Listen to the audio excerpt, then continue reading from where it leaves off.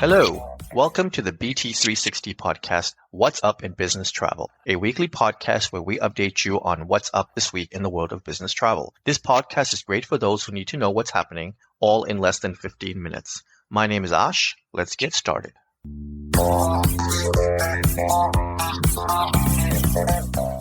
It is Monday, July 21st, and we have completed week 28 of 2025. As a reminder, BusinessTravel360.com is a great resource to take advantage of for everything business travel. Here you can listen to some podcasts, take advantage of bonus points and status match offers, and even watch some great videos. Check all of this out at BusinessTravel360.com. Now, let's get to the headlines. Delta is aiming to deploy revenue management technology from Fetcherr across 20% of its domestic network by the end of 2025. During its second quarter earnings call, the airline's president said artificial intelligence pricing technology was currently being used for about 3% of the domestic network. Fetcherr, a FocusWire Hot 25 travel startup for 2023, has been working with Delta for more than 18 months. The airline said during its earnings call that it is still in the testing phase, but is encouraged by the results. Fetcherr, which was founded in 2019, also counts Virgin Atlantic, Royal Air Maroc, and Viva Aerobus among its customers. The recent year-over-year declines in total U.S. air sales and the number of corporate trips seems to level off in June, according to the latest report by ARC. The number of trips in June sold by corporate agencies, those with at least 70% self-reported corporate and government business, and settled through ARC, declined for the sixth month in a row. However, the rate of decline significantly slowed according to ARC. Corporate trips in June were down only 0.4% year-over-year, which is less than the 8% drop reported for May and the 6% decline in April. Total June U.S. sales settled by ARC held steady at more than $7.6 billion, an increase of 0.3% year-over-year after 4 months of consecutive declines. Total June passenger trips were up 3% year-over-year to nearly 23.4 million. Of those, nearly 14.7 million were domestic trips, up 3% from year-over-year, and 8.7 million were international trips, an increase of 2.6%. ARC also reported half-year totals, with U.S. sales from January through June down 1% year-over-year to 52.3 billion, and total passenger trips up 2% to 152 million. NDC transactions in June accounted for almost 22% of the total transactions reported and settled by ARC, up from the 21.5% settled in June of 2024. The number of agencies reporting NDC transactions in June were 968. Days after announcing that travelers would no longer have to take their shoes off for TSA screening before flights, Homeland Security Secretary Kristi Noem hinted at another possible change. Speaking at the News Nation Hill Nation Summit on Wednesday, Kristi Noem said, "The liquids I'm questioning, so that may be the next big announcement, is what your size of liquids needs to be. Currently, air travelers are limited to taking 3.4 ounces of liquid per container through airport security, with exceptions for items like medicine and baby food."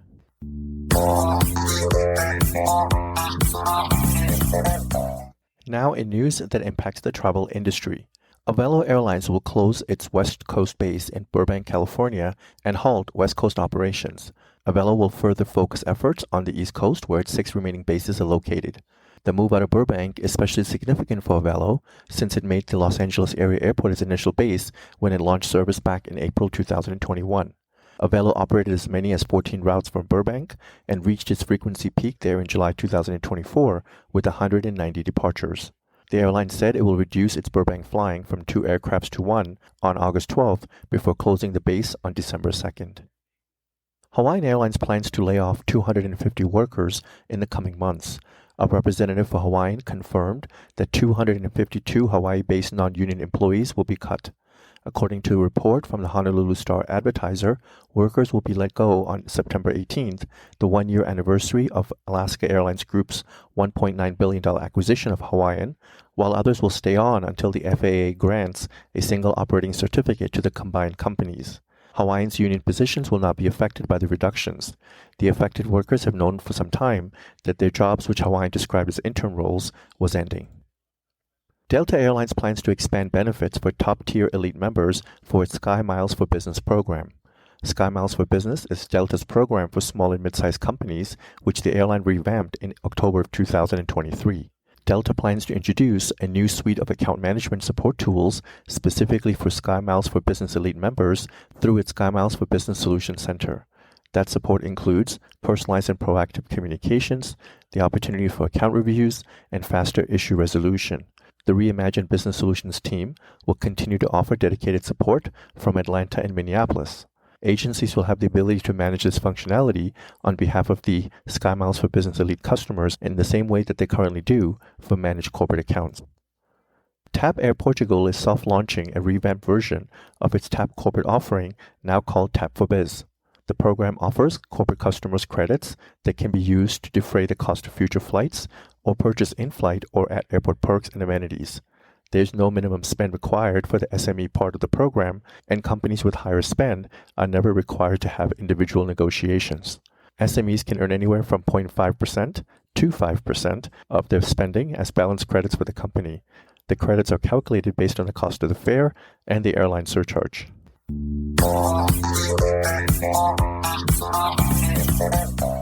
Let's get to the news of mergers and new partnerships.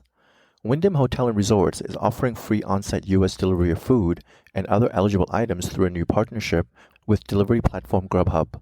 Available now, guests at any property in Wyndham's U.S. portfolio can receive a 6-month membership to Grubhub Plus, which offers free delivery on eligible items. This is not Wyndham's first foray into third-party food delivery service. Wyndham in 2019 partnered with DoorDash on free delivery. Wyndham has more than 6,000 properties in the U.S. under 20 brands. Uber has partnered with Chinese tech company Baidu and have partnered to launch Baidu's Apollo Go autonomous vehicles on the Uber platform across global markets outside of the U.S. and China. The multi-year strategic partnership will include the launch of thousands of Apollo Go AVs in these new markets, with the first deployments slated for later this year in Asia and the Middle East. According to the companies, the partnership will focus on increasing supply of affordable and reliable ride-sharing options by bringing Baidu's advanced autonomous vehicles into Uber's extensive network. Currently, Apollo Go has over 1,000 AVs in 15 cities, including Dubai and Abu Dhabi, and as of May, it has provided more than 11 million rides to the public. IndiGo has signed a codeshare agreement with Australian airline Jetstar to boost connectivity between India and destinations in Australia and New Zealand. Effective for bookings from July 21st and travel starting September 1st, IndiGo customers will gain access to 14 new destinations via Jetstar flights transiting through Singapore, Bangkok, and Phuket. Key cities covered include Sydney, the Gold Coast, and Auckland. Jetstar's CEO noted that the deal will help grow inbound tourism from India.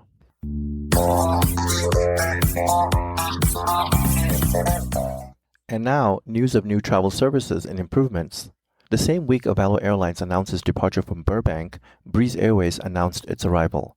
Breeze plans to enter Burbank and launch service on 4 of the 8 routes that Avelo will discontinue. Breeze will fly a 5th route from Burbank to Provo, Utah. Though the routes are the first for Breeze from Burbank, the airline already does serve Los Angeles Airport and Orange County Airport. There is a new hotel on Broadway in New York City, the Hyatt Regency Times Square, which just opened with a major transformation at 1605 Broadway.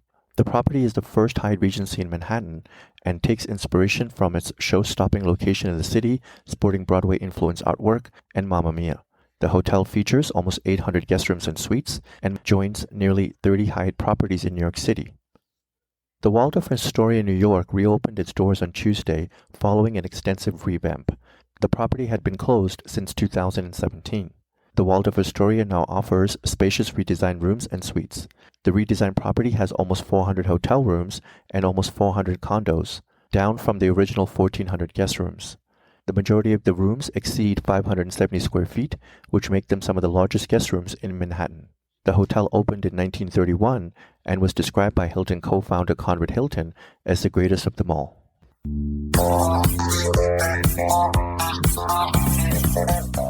And finally, some technology news. BCD Travel is deploying overseas agentic AI technology across its operational environment following a pilot program with the travel technology company. Oversea, formerly Fairfly, provides AI technology that can automate repetitive tasks for travel agents, such as requests for bookings and exchanges and creating shell passenger name records. BCD has been conducting a pilot program with Oversea, automating email service requests for multiple companies.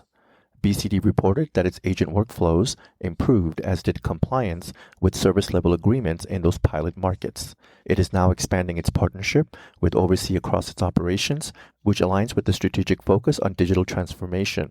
Oversea's CEO and co-founder said that Oversea has built agentic AI tools to support the unique workflows of TMCs, and the work with BCD is proving how AI can enhance, not replace, the human side of travel management. Kayak for Business has integrated ground transportation booking provider HQ into its platform. Customers can now book ground transportation across more than 100 countries by tapping into HQ's Ground Summit platform and its HQ Connect network of more than 1,500 suppliers.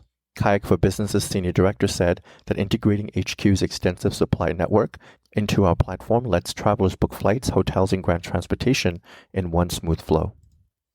Traxo has added 6 new integrated partners into its marketplace, through which it provides direct access to clients' off-channel and travel management company bookings. The new partners cover a variety of travel management companies, including risk management, sustainability, and auditing. They include risk intelligence and emergency communications provider Alert Media, hotel sustainability data provider Allo Index, Elements, an AI platform for companies to maximize efficiencies with their travel programs, corporate travel audit firm Fair Audit, risk management platform Restrada, and travel identity network Traveler ID. Traxo's SVP for Strategic Partners said in a statement that the 6 new partnerships bring power functionality to our ecosystem, whether it's streamlining risk management, providing financial accuracy, or delivering ESG insights.